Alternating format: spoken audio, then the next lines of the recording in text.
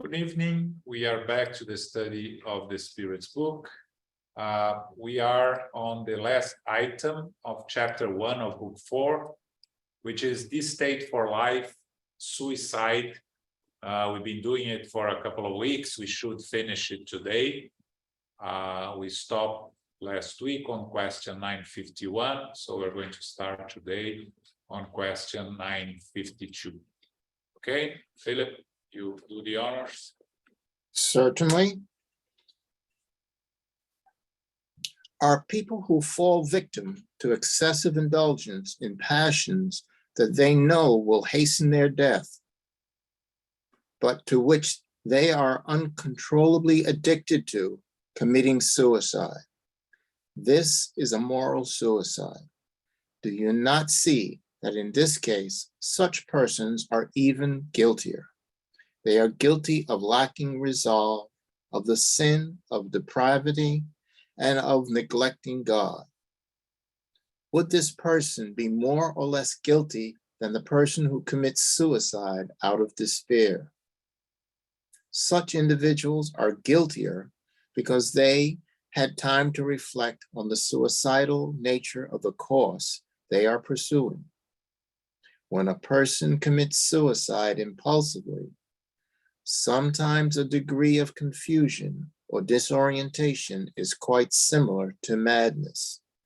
The former is punished much more severely than the latter, as the penalties for a crime are always proportionate to the consciousness and intention of the wrong committed. Okay, this question brings an interesting point here, right? Because someone that falls victim of excessive indulgence in passions, they are not trying to kill themselves. They are just weak in terms of resisting the temptations and falling victims of their own disturbances or imperfections of lacking of resolve, as the Spirit says here. And the Spirit tells us that they are more guilty than someone that commits suicide out of despair. Now, when we remember André Luiz in the beginning of Nosso Lar, when he's in the lower zones, a lot of spirits go by him and shout suicide at him, and he doesn't understand why they're calling him a suicide, because he has a clear conscience and understanding that he had not committed suicide. He died of complications of cancer, stomach cancer.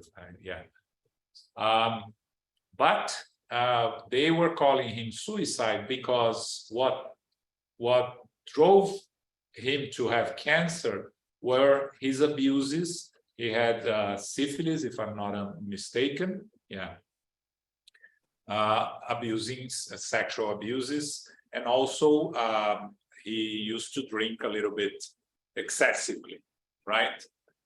But again, he didn't want to kill himself. So the degree of responsibility is according to our knowledge, and this is a question to explain to us to be very careful when we accuse all suicides of, a dark destiny back to the spiritual world, that we feel that they have committed the highest crime against themselves. There are other ways of committing crimes against ourselves, and the spirits are very clear here. Someone that commits suicide out of an impulse, out of a crazy act, or the confusion, disorientation, they are going to face consequences. Of course, all of these things have consequences, but they may not even be as hard as the ones that commit involuntary suicide. And again, I like to call suicide, when we discuss it in Spiritism, voluntary acts of taking one's own life, because otherwise we start talking about calling everything that leads us to death suicide. You know, you smoke too much, you are committing suicide. You drink too much, you are committing suicide. I think it's a little bit confusing if we talk about suicide in all these things, and voluntary suicide. I personally don't like to say that, right? So I rather call suicide an attempt at one's own life, right? And that was very interesting because I was discussing with a friend today about something else, and suddenly I remembered a conversation that Brother X had with Marilyn Monroe in a book called, it's not translated into English, right? And he asks her directly if you know, if she committed suicide or the consequence of her suicide, and she tells him, "I didn't commit suicide. I was very depressed, and I was taking pills to be able to sleep." And kind of Single. unconsciously, I took too many pills. I died because of that. Again, I don't like to call it a suicide, not even involuntary suicide. I rather call it an accident. Creates responsibilities always, right? Because she took the pills, right? Unconsciously, but she took the pills. So creates responsibilities, creates consequences. But again, there are cases when you abuse things in life, knowing that this is harming you, and you don't make any conscious effort to control these addictions or these abuses, you are going to face serious consequences. And again, we have to be careful, because there are those that are addicted and try desperately to kick out the addiction, but are not strong enough to do it, end up falling back into the addiction, but they are making an effort. And there are those that are addicted and proud of it, in a sense, right? You know, I heard people saying that I can drink a whole bottle of whiskey and I don't feel anything. They don't know that half of the bottle is going to the spirits around them, right? But it is someone that will face more serious consequences than a person that you know, is conscious of the addiction, goes to Alcoholic Anonymous, still fall off the wagon from time to time, and may end up dying from liver cirrhosis, right? So the consequences have to be less serious than someone that directs oneself to death without any thoughts of controlling it, right? Someone that said, I remember people saying to a person that smoked a lot, said, "You are slowly killing yourself." And the answer was, "I'm not in a hurry." You know, this person has no intention of controlling the addiction. So the consequences are more serious and are going to happen in the spiritual life or in the next incarnation. So it's just, I think this question is important for us to balance everything that we do, and to understand that we cannot say suicide is the worst thing that the spirit can do to oneself. It's a very bad thing, but there are other bad things that we can do to oneself that are as serious or more serious than committing suicide, as the spirit says here. I agree. As the spirit says over here, it's so in relationship to knowledge, understanding, and intention. The knowledge, it's easier for us to grasp. You can use the example of André Luiz. He was a medical doctor. He could claim ignorance. If it was someone else, the same situation, behave the same way as André Luiz did in that reincarnation, who had no understanding, who never had an opportunity to warm up a school bench, the consequences would be completely different. You do not have to spend, perhaps you do not, or not for that reason, all the years that André Luiz have to spend in the lower zone. Because André Luiz had the knowledge, he could not claim ignorance. Someone else perhaps could. The intention, that is a lot harder, right? I mean, he's talking about the drug addict, suicide versus overdose. How do I know that that overdose was not intentional? That the individual overdose knowing that that amount would end his life? I don't know, no one else knows, unless that person leaves a note behind. So I agree, I think it's risky to call everything a suicide, even if it seems like in the case of Marilyn Monroe, which declared clearly in that book that it was not. So unless the person leaves a note behind or has very clear evidence, someone who shot in one's head and found with a gun in their hand and the bullet matches that gun, then yeah, it is a suicide. We should be careful with labeling everything as a suicide. Okay. You have a question then? Yeah, go ahead. So what about the industry, like the people who sell the image of alcohol as being a good thing, and even a necessary thing to relax off a stressful life, or these beer commercials that show beautiful people on the beach and having fun? Does this apply as well, or is too much to put in the equation? Oh, well, everyone is responsible for their own actions, right? So if you work and promote something that causes harm, knowingly doing so, you are going to be responsible for the consequences of your actions. Again, you are not directly responsible for people dying, you're not killing someone, but you are indirectly responsible, and again, consequences, right? The human law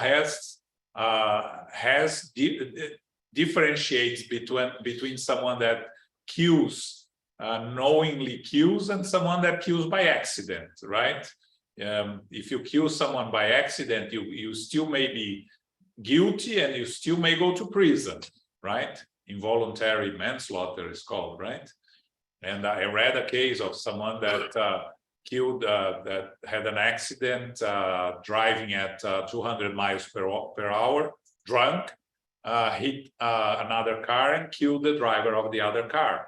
He was just convicted and sentenced to 3 to 10 years in prison, which is less than someone would have that would shot, let's say, the lady, because he didn't consciously want to kill the lady, but acting irresponsibly, he ended up killing the lady, right? It's the same thing that someone that works or promotes in this industry, they are going to face the consequences. But of course, it varies according to the understanding and knowledge. If someone that desperately needs a job, and it's either works in a factory of cigarettes, that's the only available option, or dies of hunger, the responsibility of this low worker is not going to be much, because he's working on an industry that kills people, because it was the only option that he or she had, right? Those that work in these unhealthy places, the sweatshops in these underdeveloped countries, right? many of them know that they are exposing themselves to health risks, but it's the only option they have. Those that works in mines, right? In deep mines that pollute their lungs, and So again, knowledge and opportunity and responsibility, right?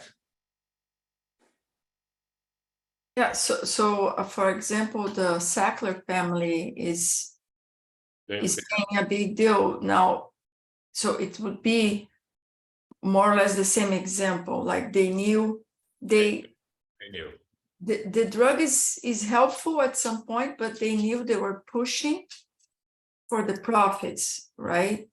So a lot of people were working, like I bet that the reps who were selling that to doctors also need a job,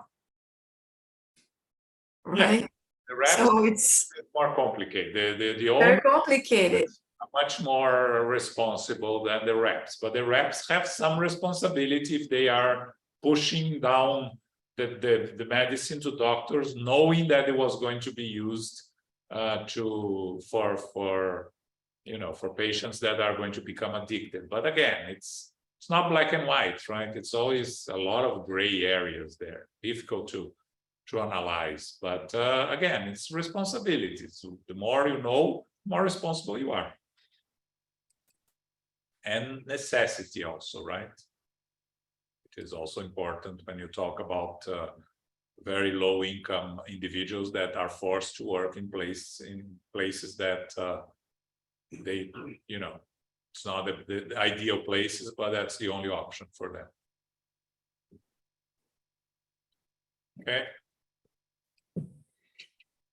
953. When people face an unavoidable and terrifying death, are they guilty for abridging their suffering by a voluntary death? It is always wrong not to wait for the end appointed by God. Besides, how can people tell whether the end of their life has really come, or whether some unexpected help may reach them at what they believe to be their last breath? We admit that in ordinary circumstances, suicide is reprehensible. But what about the times when death is unavoidable and life can be abbreviated for only a few moments? It always means a lack of resignation and submissiveness to the will of the Creator. In this case, what are the consequences of this action? Atonement proportioned to the gravity of the mistake according to the circumstances under which it was committed, as always. Yeah, here we're talking basically about euthanasia, right? Abbreviating your life because you are facing death very shortly, and you decide to use the available methods to finish your life. And also, when I was reading this question, it reminded me of 9/11, right? Those that jumped from the top of the building because the building was on fire and they were going to die, out of burning in the building, right? How much responsible they are? Would they? There's almost no responsibility there because it was an act of pure desperation. It's not a voluntary suicide. They jumped because they had nothing else and they were trying to, by miracle save themselves if they could. Of course, they couldn't. Now, when we talk about euthanasia, the consequences normally is you own to yourself some months, little period of time alive, right? So you may have to come for a short life to fill this and these months that you were supposed to come. It can be a miscarriage on a pregnancy with a miscarriage or a very early death of a child. But again, that's not always the case. There are other consequences. even not in a reincarnation. It can be in some, even in the spiritual world, in the work and in the repair. But there are always consequences. Of course, someone that kills oneself at 30 years old is different from someone that is suffering and in pain and dying in the hospital and decides to abbreviate their lives by taking medicines, by causing their own death. Again, intention, situation, consequence, they are all different on each case. Okay. Questions here?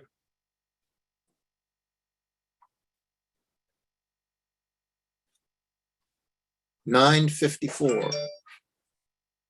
Is there any guilt in an imprudent action that has unnecessarily caused loss of life?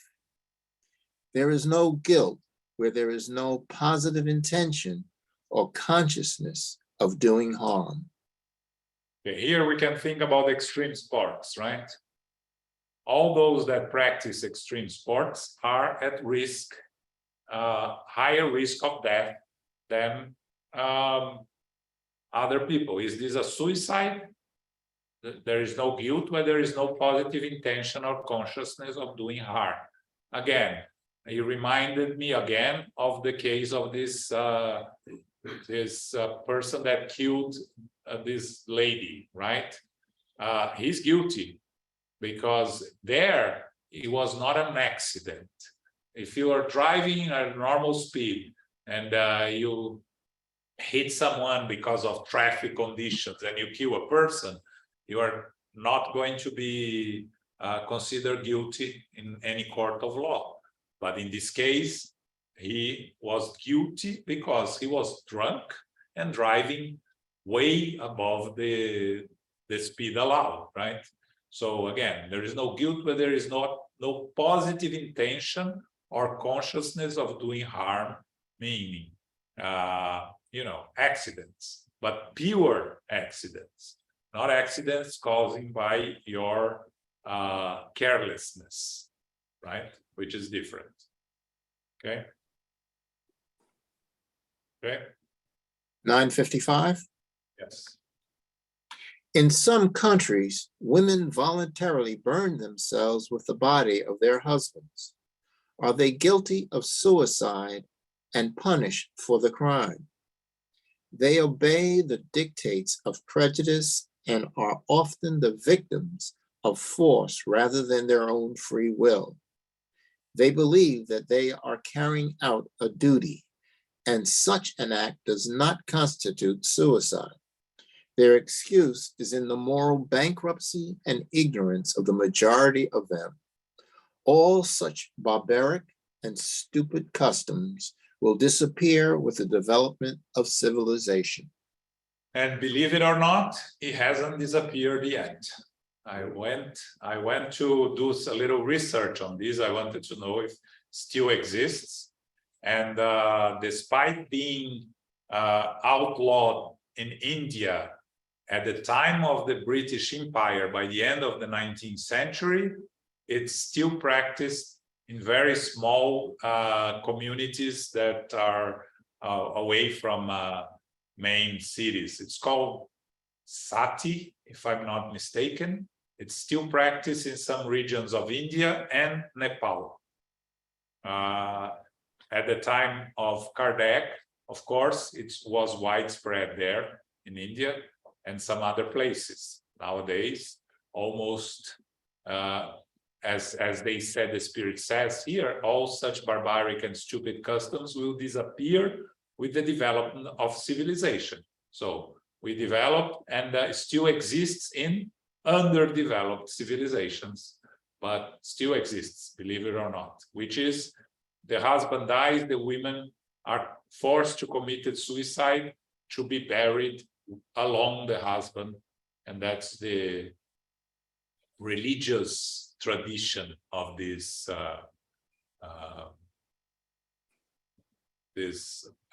barbaric act. Yeah, right.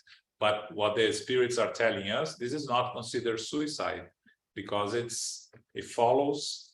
She's carrying a duty out of believes in their religion, right? So again, doesn't it have consequences? Of course it does. But because of the lack of knowledge of the act, the consequences are not very serious in a sense, right? Everything has consequences, right? But you are making a mistake on something that you barely understand. So the consequences are much different than someone that commits suicide consciously, okay? Would imagine those that perpetuate those rituals and those who forces the woman to commit such a crime against herself is more guilty than the woman herself, as we saw last week. Yeah, I agree. Yeah, someone imposes this, right? Last week, actually. Yeah.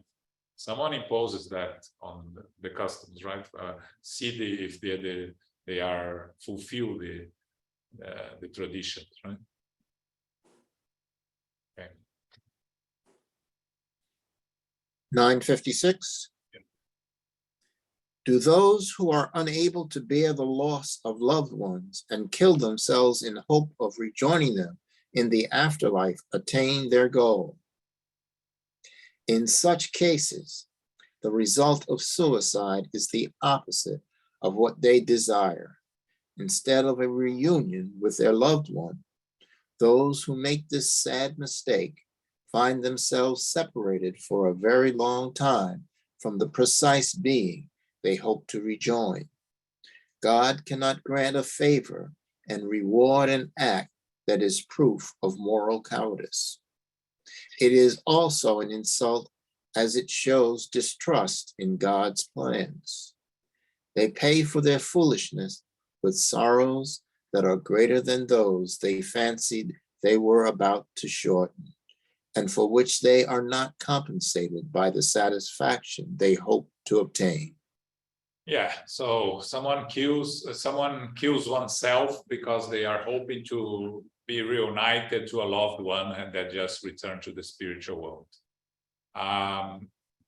The first thing here that is different is the vast majority of suicides think that they are killing themselves because there is nothing else after life, right? They are ending everything. And the struggle of this suicides is to think that they're still alive. They try to kill themselves and they fail. They think they're still alive. They feel a lot of things, and they struggle with the understanding that they are not dead. And it's a long process of recovering first the understanding and the reparation. In this case, a person is killing oneself knowing that there is the afterlife, because that's what they're aiming at, right? Being reunited with a loved one. So the state that they will find themselves on the other side is not a state of confusion because they think they are alive. They kill themselves and knowing that they will be dead. The problem will be that they won't be able to achieve what they wanted, which is to find their loved one on the other side. There is one passage on the book Heaven and Hell, a mother and a son. The son dies when he's 21 years old, and the mother kills herself before the burial of the son. She kills herself to be reunited with him. And both give communications that Kardec brings in the book Heaven and Hell, which are very interesting, right? First, the communication of the son, very sad and very pained by the suffering of his mother and by the lack of hope of his mother to wait for when the time comes, right? He said that they would be happy together if she only had waited. And then her communication in kind of desperate because she wasn't able to achieve what she wanted to. They are able to console her a little bit, to give her a little bit of hope, but she really did kill herself because she thought she would be reunited with her son immediately. And of course, the divine law does not allow us to to go to when we commit an act of this seriousness against oneself, you face the consequences, and she clearly has to face the consequences. So, you know, we unfortunately Shakespeare didn't do us a favor when he wrote Romeo and Juliet, right? Because it causes a lot of ideas on the youth, right? There was a German writer in the middle of the 20th century called Rainer Maria Rilke, I think, that wrote about suicide and committed suicide, and a lot of young people committed suicide following him. Again, he's more responsible than those that committed suicide, because he not only committed suicide, but he convinced a lot of people to commit suicide. And a question that Carol made a couple of weeks ago, right? Those religious fanatics that convince people to kill themselves for some reason, that like we had in Guyana, like some 40 years ago, and like we had in Texas, in Waco, probably like 20 years ago, right? So again, if you are a follower and you are killing yourself because you believe in someone that is telling you to kill yourself, you are responsible because you made the choice, but you are not as responsible as someone that brings the idea and convinces all these people to kill themselves. Right? Then There is a movie with Robin Williams. I thought about it. Huh? I thought about it. I was going to talk and then I forgot. Yes. Yeah, Right. I just Googled it. It's called What Dreams May Come. Yes. He dies first in a car accident, and he's in a good place, and his wife kills herself to meet him, but she's trapped in a bad place or lower zone, and he has to help her, or tries to help her. I have watched the movie many years ago, but I remember it's a good one. Yeah, it shows a lot of it's very very true in a lot of things in the spiritual world. Of course, there is some Hollywood things in the movie, right? But yes, the scene where, you know, he goes to find her and you see all those spirits in the lower zones, all there reunited in pain and in suffering, and he finds her there, right? I remember by the end in his conversations with her, it deviates a little bit from what we learn in Spiritism, but it's very good example of a Hollywood production, very close to what we learn in Spiritism. It's one of the movies we recommend for those that are interested with the others, with the ghosts, the Sixth Sense. And it was interesting, actually, I was talking about that movie also today, because Robin Williams, that ended up killing himself, right? I saw an interview with him after the movie, and he said that he didn't believe in what he did in the movie, that he didn't believe in anything of the movie. And unfortunately, he ended up killing himself. And I imagine that he faced some difficult times out there, right? Of course, he had depression, apparently he was sick, so there are some extenuating circumstances on his death, but he killed himself and he knew what he was doing. Okay. 957. Last one. Generally speaking, what are the effects of suicide on the state of the spirit? The consequences of suicide may vary because the penalties it entails are always correspond to the circumstances that have led to its occurrence. The one, excuse me, the one unavoidable consequence is disappointment. The rest depends on the circumstances. Some of those who kill themselves atone for their fault right away. Others do so in a new human life that is even harder than the one whose course they have interrupted. Observation has confirmed that the consequences of suicide are not the same in all cases. Some of the consequences that result from a sudden interruption of life are the same in all cases of violent death. The major outcome is a greater tenacity and subsequent persistence of the link that unites the spirit and the body to break. In nearly all such cases, this connection is in its full strength at the time of rupture. When death is the result of natural causes, the link weakens gradually and may disconnect before the complete expiration of life. The consequences of this situation are, first, extension of the confusion following death, and second, the illusion that the spirit is still living on earth. In some suicide cases, the affinity that continues to exist between the spirit and the body produces a sort of repercussion from the state of the body on the spirit. The spirit then forcibly perceives the effects of the body's decomposition and experiences intense anguish and horror. This state may continue for the length of time the interrupted life would have lasted. This is not a fundamental result of suicide.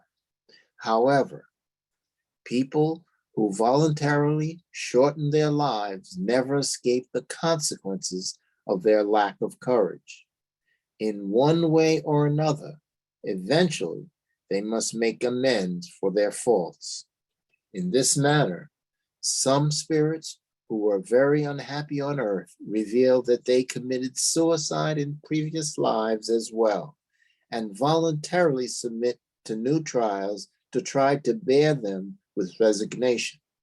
In some cases, the result of suicide is a sort of connection with matter, from which they vainly try to break free in order to ascend to happier worlds.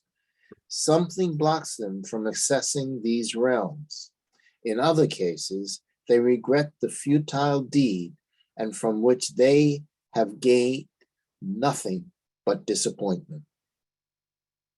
Religion, morality, and every philosophy condemns suicides as contradicting the law of nature.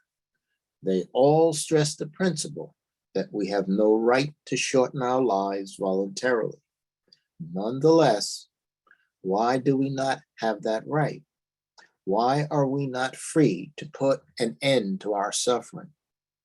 Spiritism focuses upon numerous examples of those who have yielded to this temptation in order to show that suicide is not only a fault and violation of moral law, something that is of little significance to some, but it is also foolish because a spirit gains nothing by it. Spiritism does not just preach this theoretically, it lays out the facts before our eyes. So here Kardec asks the spirits what is, generally speaking, what are the effects of the suicide in the state of the spirit? What happens to the spirit that commits suicide? And the answer from the spirits is that the consequences vary because they always correspond to the circumstances that led to its occurrence. But one unavoidable consequence is disappointment, right? Those that are hoping to end their lives find out that there is no end to their lives. Those that are hoping to find their loved ones there on the other side do not find their loved ones on the other side. Those that want to shorten their life because they are suffering too much and think that they are going to end their suffering, continue suffering in the spiritual world. So the unavoidable consequence is disappointment. Now, besides that, everything depends on the circumstances, right? You can atone right away in the spiritual world, right? Struggling and facing all sorts of challenges, or you can atone in a new incarnation that is going to be harder than the previous one, and that probably will entail a temptation and opportunity to kill oneself again, to see if this person has, the spirit has been able to overcome the challenge. And many spirits unfortunately fail in this challenge and end up killing themselves more than once. The book Memoirs of a Suicide goes deep into in different cases of suicide. Is a difficult read, but you know, it helps us understand what is the challenge for those that commit suicide. And then the comments by Kardec, he talks about the suicide, the sudden interruption of life, which is the cases of violent death, right? That makes it difficult for the link that connects the physical body to the spiritual body to be broken, and it causes struggles for the spirit, and a lot of confusion, much more confusion than spirits that die of natural causes. And then he talks about the connections between the physical body and the spiritual body, and the spirits feeling the effects of what's happening to their physical body. Again, we talk about, and there is a question that people ask, if the spirit, when they ask about cremation, if they ask about how much the spirit feels what's happening to the physical body, and what we always say, that the spirit that dies a natural death, even if it's an accident, is disconnected from their physical body in up to 72 hours. All the links are removed. But the mind of the spirit may still be connected to the physical body. So you see a lot of materialists refusing to accept that they are in the spiritual world because they don't believe there is a spiritual world. So in the state of confusion, they stay attached to the physical body. A suicide may experience relieving of the act of killing oneself, right? Sometimes when we talk with suicides here, they talk about the injuries that they still have in their spiritual body caused by the act of committing suicide. They can, in some cases, also feel the effects of the decomposition of the body, because it's a consequence that they have to face in order to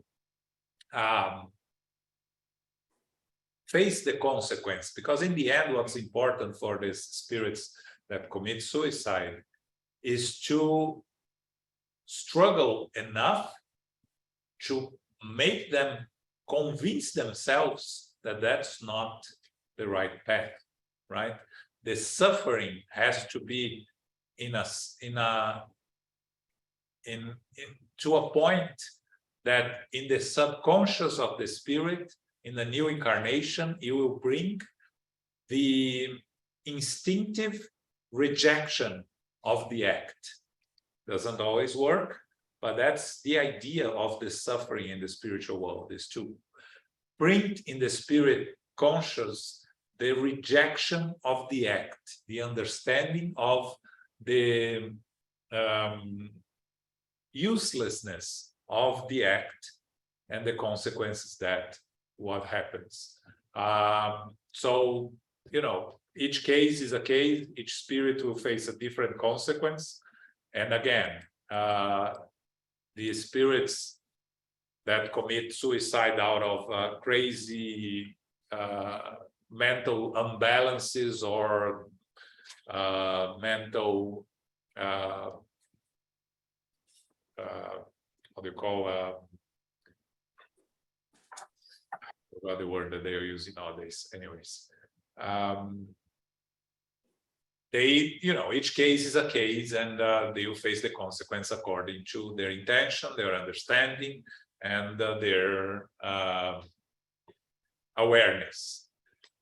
But Kardec ends up talking about we won't find any religion or philosophy in the world that promotes suicide, right? We may have small sects that of people that promote the idea of suicide, but it's not anything, you don't find it in any major religion, major philosophy. The idea that suicide is it's a way of ending their life. More and more we are seeing euthanasia being approved in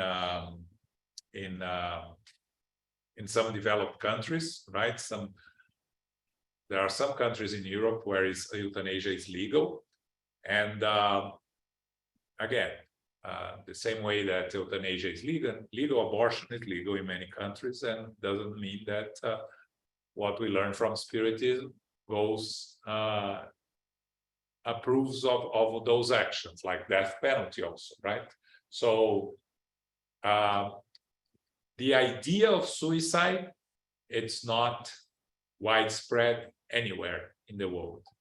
But Kardec ends up saying that Spiritism gives numerous examples of those that committed suicide. You'll find cases in the Spiritist Review, you'll find cases in Heaven and Hell, and so it's not theory, it's in practical terms. Spiritism shows us the dangers and the serious consequences of committing suicide.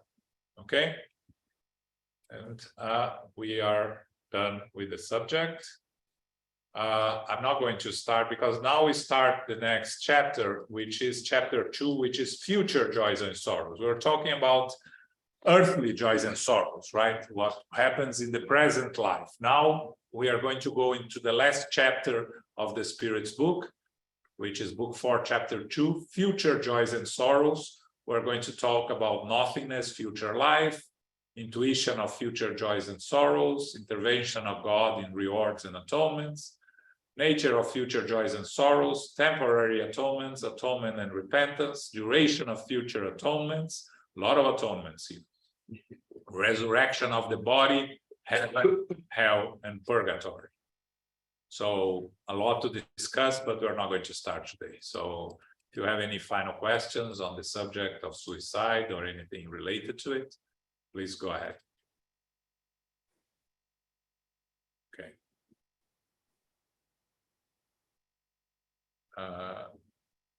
Just on a side note, I learned this week, I don't know if it's true or not, has nothing to do with suicide, but I saw resurrection of the body, that the word reincarnation was also created by Kardec, that it didn't exist before Kardec. It existed other names, but not the word reincarnation.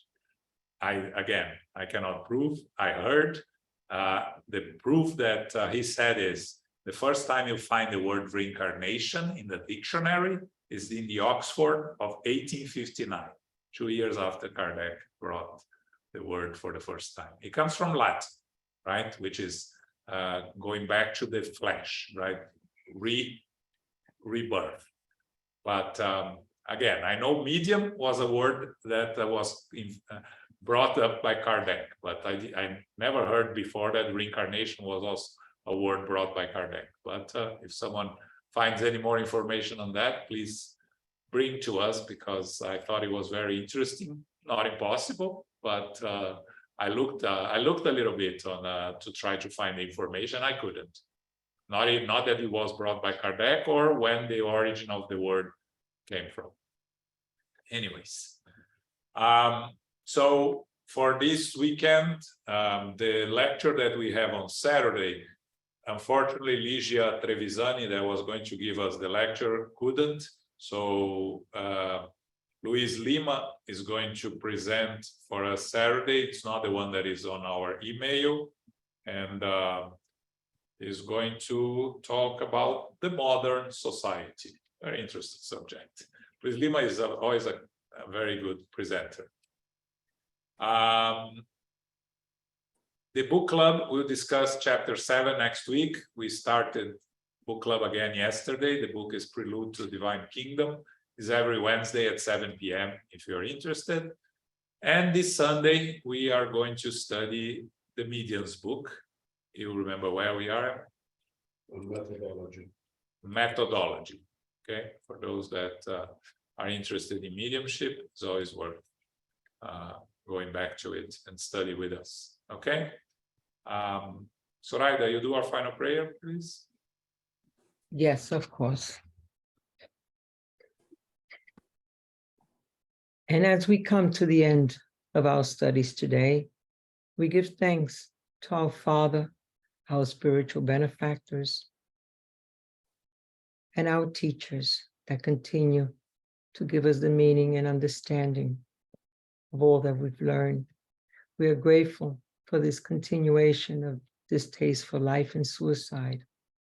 May we continue each day to understand the importance of its meanings, to work each day in improving our daily lives, helping all those around us also, to understanding that suicide is one that must be studied and understood. And we are grateful for this. And may we continue throughout the week for all those that are in need, dear Father, who are still going through much suffering and pain in hospitals and the homeless, hospices, the undeveloped countries, orphanages, so much that are going through so much catastrophes. May we continue to keep ourselves in prayers for all. We pray for our Spiritist Federation and Spiritist Council, for all that have given us so much and continue to give us all that we need. May we do our job throughout the week with prayers in our hearts for our families and loved ones that are in need, and continue to join our study groups throughout the week and return again next week. And with this in mind, dear Lord, we thank you again, and we ask permission to close our meeting today. So be it.